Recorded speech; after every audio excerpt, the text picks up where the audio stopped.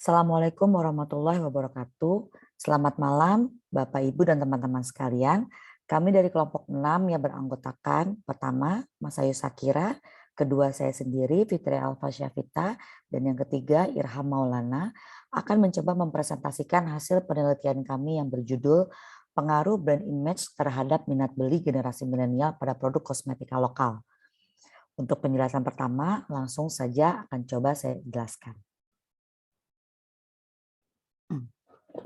Saat ini kebutuhan konsumen terhadap produk kosmetik semakin tinggi. Pertumbuhan penjualan industri kosmetika di Indonesia dipengaruhi oleh permintaan yang tinggi dari kelas menengah. Selain itu, tingginya populasi generasi milenial juga membuat potensi pasar domestik industri kosmetika semakin meningkat. Generasi milenial merupakan kunci penting dalam inovasi pemasaran saat ini, yaitu lewat sosial media, karena dinilai lebih efektif dan berbiaya rendah. Kementerian Perindustrian mencatat terdapat 760 perusahaan kosmetika lokal, naik 20% atau 4 kali lipat pada tahun 2017. Indonesia diperkirakan akan menjadi pasar kosmetika terbesar kelima di dunia pada kurun waktu 10-15 tahun mendatang. Baik, saya akan mencoba menjelaskan data-data yang telah kelompok kami rangkum. Berdasarkan data dari Kementerian Perindustrian mencatat adanya peningkatan nilai impor kosmetika sebesar 631,66 juta dolar pada tahun 2018 jika dibandingkan dengan tahun sebelumnya. Sementara penelitian yang dilakukan oleh Euromonitor pada tahun 2018, Korea Selatan telah berhasil mencatatkan diri sebagai negara dengan Compound Annual Growth Rate atau CAGR di kategori Other Facial Makeup terkuat dibandingkan dengan negara Asia Pasifik yang lain. Pasar facial makeup Korea Selatan juga diproyeksi tumbuh sebesar 18% per tahun, melampaui pertumbuhan pasar Asia Pasifik yang hanya berkisar di angka 13% per tahun. Sementara Indonesia berada di posisi keempat di kawasan Asia Pasifik atau posisi kedua di antara negara ASEAN lain dengan angka pertumbuhan mendekati 10%. Berdasarkan data market research dari Marketeers dan beberapa biro survei market dunia, hingga tahun 2025 Indonesia merupakan pasar skincare dengan pertumbuhan terbesar di dunia bersamaan dengan Singapura. Hal ini menyebabkan Indonesia menjadi target utama penjualan produk kosmetika. Dibuktikan dengan banyak ditemukannya produk perawatan kulit dari berbagai negara, salah satunya yaitu Korea Selatan.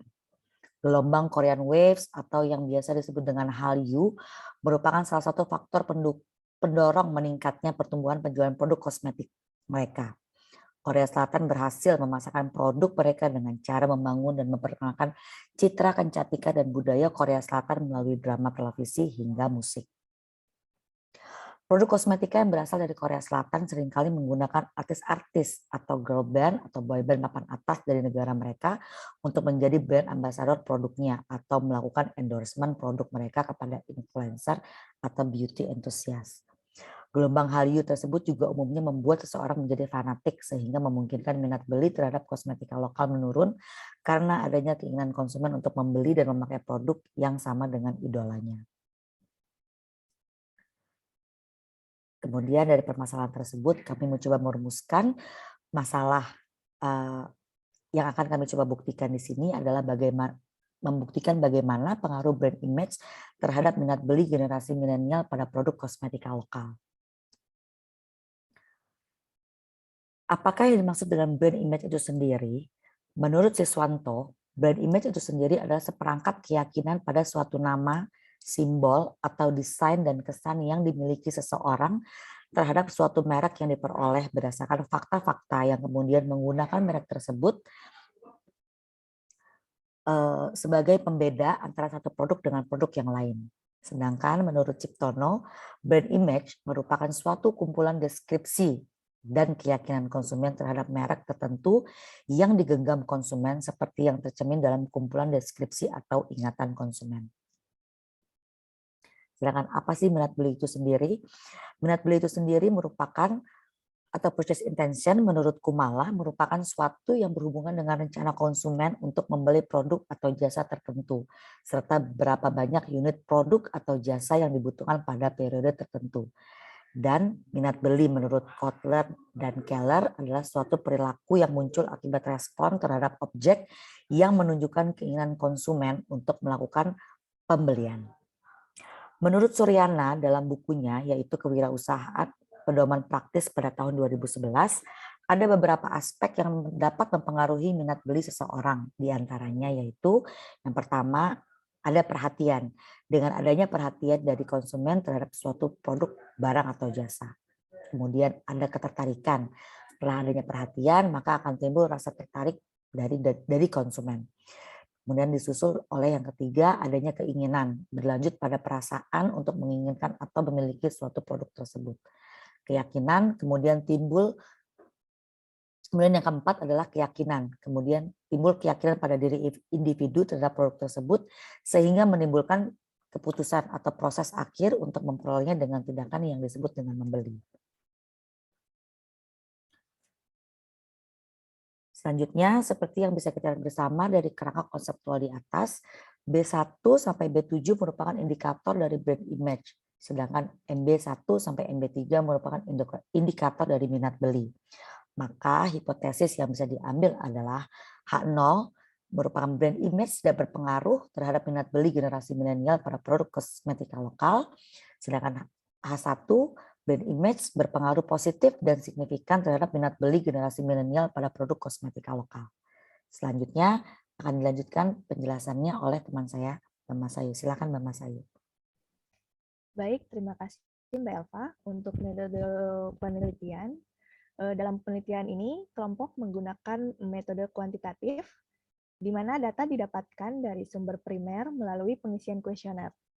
Populasi pada penelitian ini adalah generasi milenial di Indonesia dengan sampel generasi milenial yang pernah menggunakan produk kosmetika. Metode sampling yang digunakan adalah voluntary sampling, di mana sampel diambil berdasarkan kerelaan berpartisipasi dalam penelitian.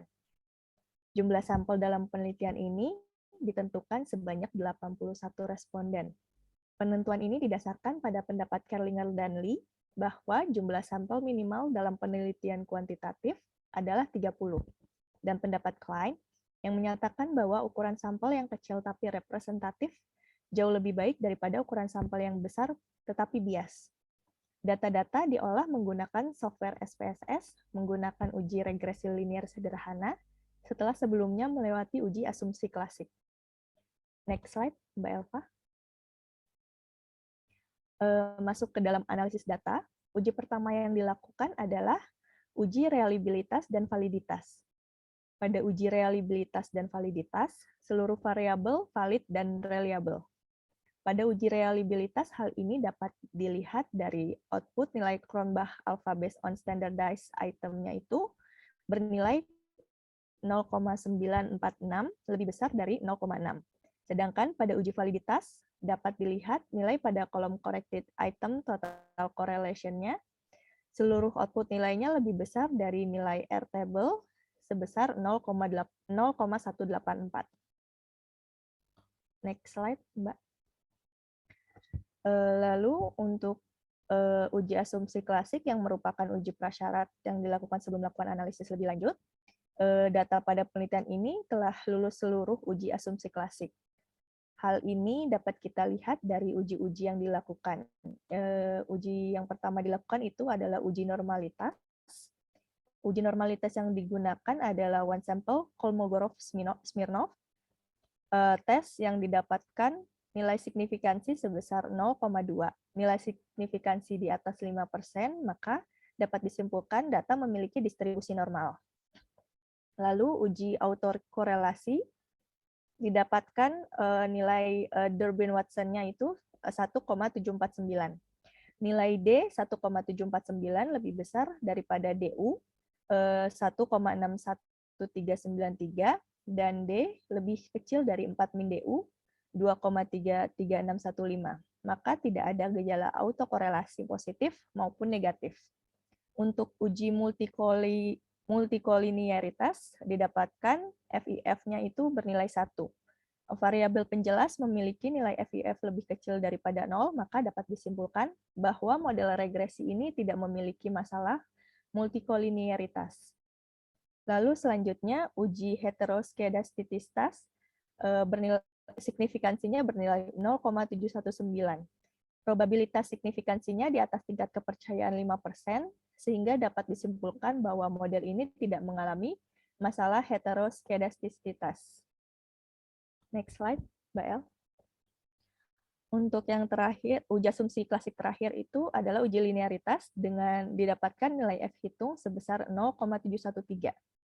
Nilai F hitung 0,713 pada variabel brand image lebih kecil daripada nilai F tabelnya, yaitu 3,96. Probabilitas brand image-nya 0,785 lebih besar daripada 0,05. Maka dapat disimpulkan antara variabel brand image dan minat beli memiliki hubungan yang linier. Untuk slide selanjutnya dibawakan oleh Mas Irham, silakan. Terima kasih Mbak Mas Ayu.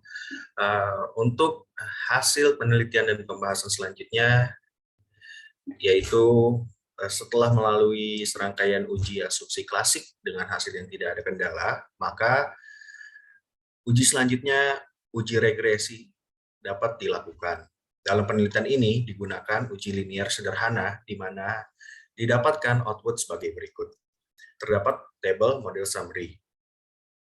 Yang dapat kami lihat yaitu R-square sebesar 0,618, yang artinya kemampuan brand image dalam mempengaruhi minat beli adalah sebesar 61,8%. Sisanya dipengaruhi oleh variabel lain. Untuk selanjutnya, untuk tabel ANOVA, dapat kami lihat output terlihat bahwa F hitung sama dengan 128,013 dengan tingkat signifikansi 0,00 lebih kecil atau lebih rendah dari 0,05. Maka model regresi dapat memprediksi bahwa variabel kepuasan pelanggan. Selanjutnya,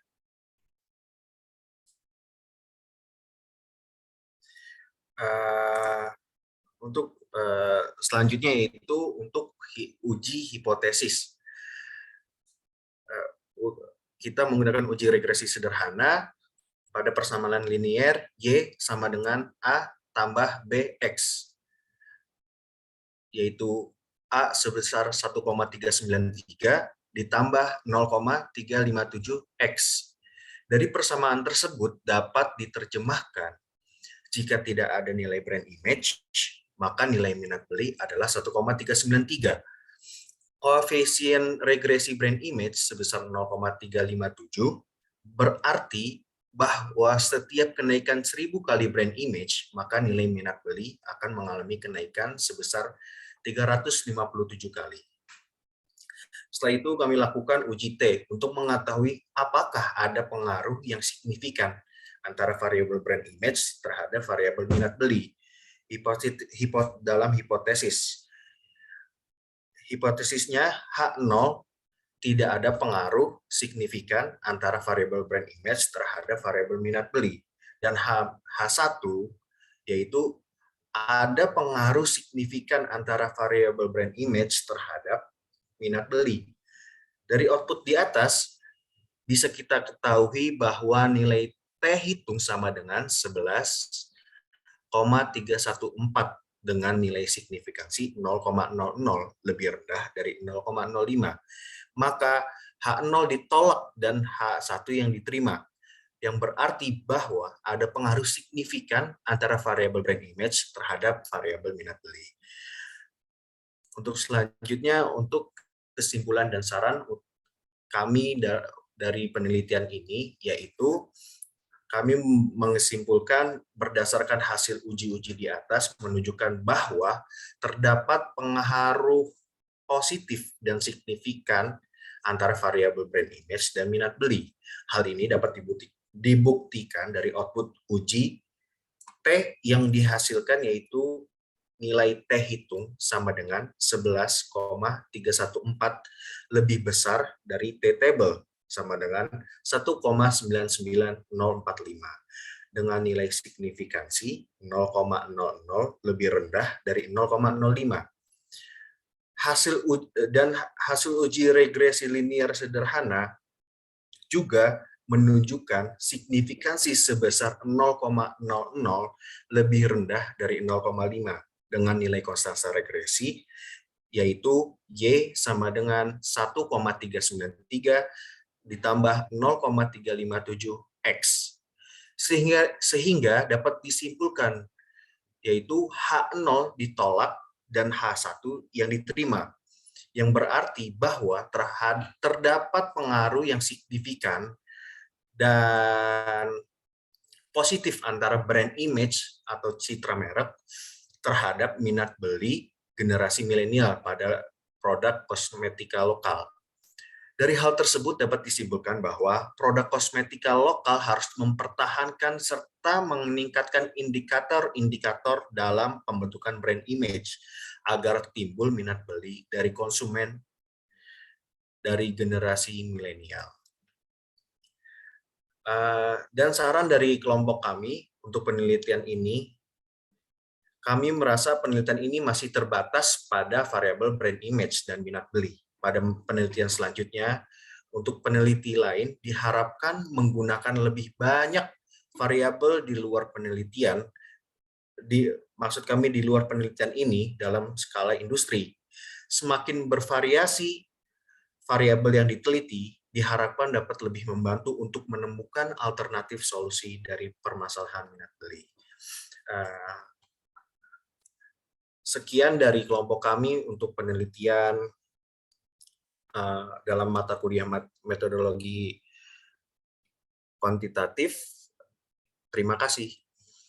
Terima kasih semuanya.